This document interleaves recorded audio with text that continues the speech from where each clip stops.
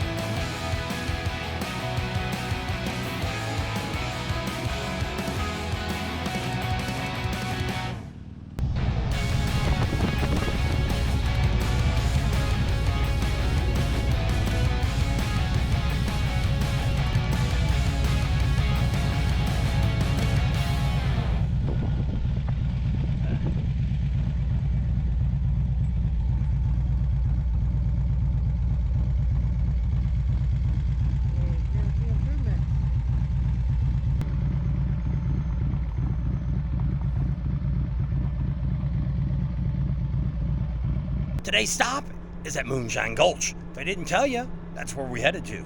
It's worth the drive, it's worth the ride. It's 17 miles down here off of The 14A.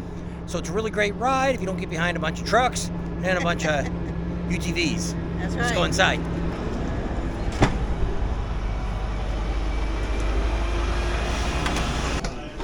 More tables.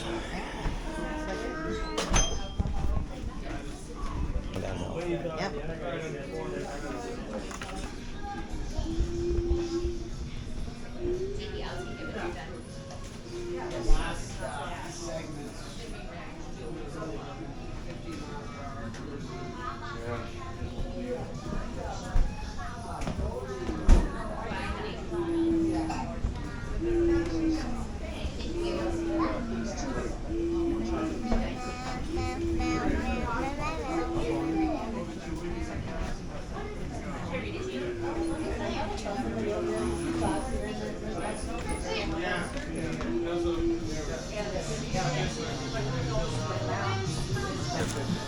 This ain't my house.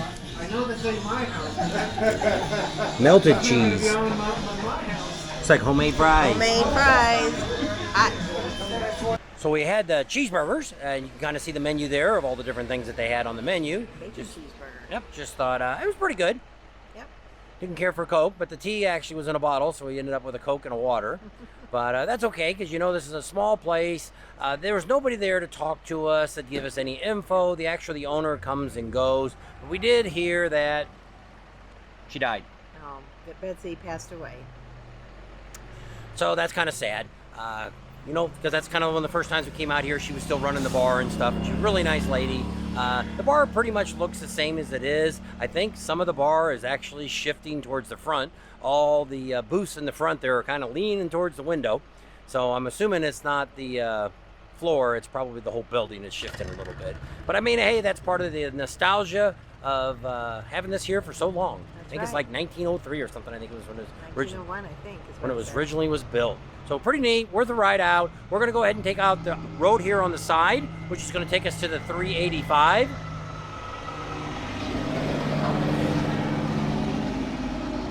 And the road that goes straight through here, they're working on that one too. They're trying to rock that one up and make it a little bit better. But we're being told that the 385 going that way on, it's just called Rochford Road, is actually pretty much chipped all the way through. So we should end up over there at the Sugar Shack. Supposedly. Yeah. Let's find out.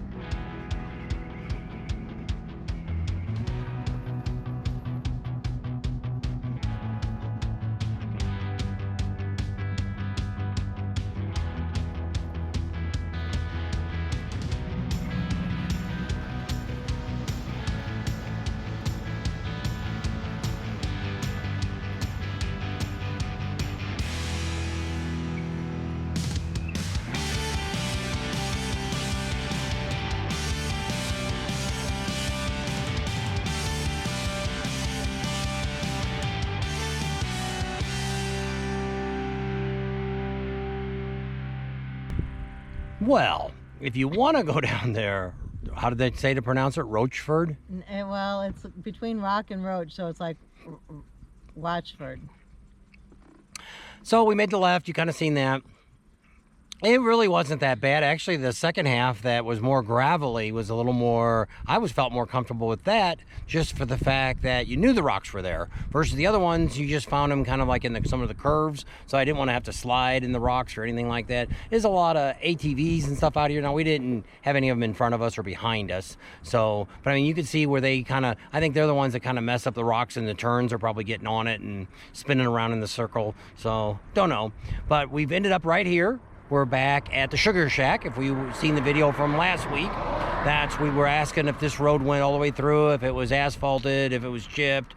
They had no clue. Actually, where we just left, they said they thought it had been chipped all the way down, which it wasn't. Probably the last, I don't know, maybe mile or two. It's, because I think, what was it, 17 miles total? 11, I think. Yeah, that's right, 11 miles. So probably maybe a mile to 2 miles was probably more looser chat. But I mean, didn't do bad. I managed to stay, most of the time I was doing between 25 and 30 miles an hour pretty much on most of this ride. So that'll end up here. 30 minutes. Yeah. So that'll end up here. And so if we turn right, we're back to the construction that we did the other day at the 385. It's right here. Or we could turn left. That'll take us back to Deadwood. There's also Nemo Road there. You can make a right there on Nemo, and that would take you back around. And you could go that way to go Nemo Road. And I forget what that other little road is to the right that goes to that gas station we stopped at yesterday. But then that would take you back down to the 44, where you could catch the part that's already been chipped and is in pretty good shape. So, not sure where we're going. You have to wait and see. There you go.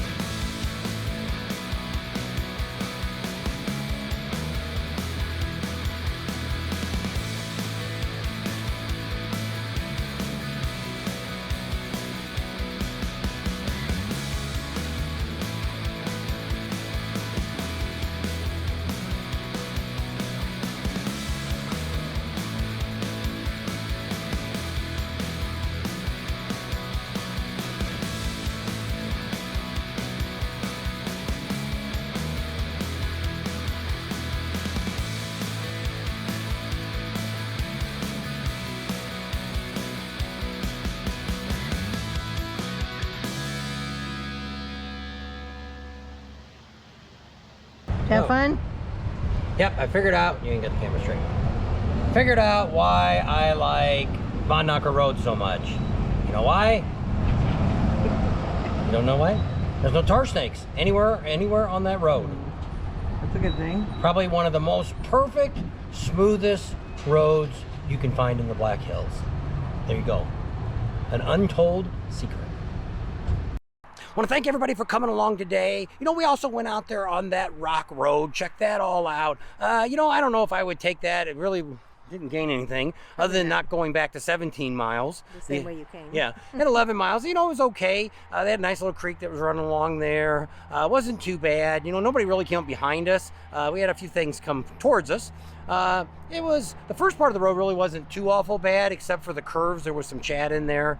But, you know, I slowed down a little bit, got around that. I don't know how long, did you remember how long that took us to do that? About 30 minutes. It was 12 miles. So it wasn't too bad, and then we got right back out there on the 385, and then we drove down the 385. I think it's about 4 miles there. We made a right on the Nemo Road, and then we went all the way down there till we hit Van Knocker Road Canyon, and we made a left right there and came on back into Sturgis. There you go. So it was a round trip. Yep, so that could be a ride you could add to your list. And like I say, it wasn't too bad doing that little gravel road and stuff if you're okay with gravel. If you watched it, just the other day, we did the 385. If you could do the 385 there through the construction zone, this was a breeze. Yeah.